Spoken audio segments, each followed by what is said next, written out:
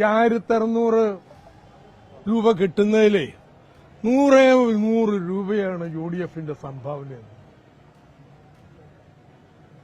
ഇത്രയും നാൾ ഭരിച്ചിട്ട് ഈ പാവപ്പെട്ടവർക്ക് കൊടുക്കാനുള്ള മനസ്സവർക്കുണ്ടായില്ലല്ലോ.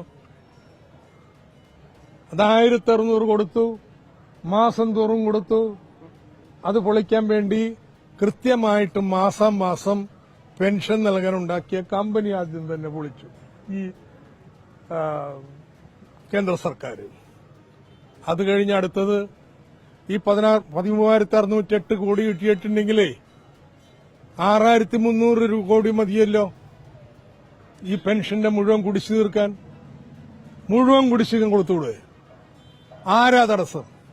കേന്ദ്ര സർക്കാർ UDF.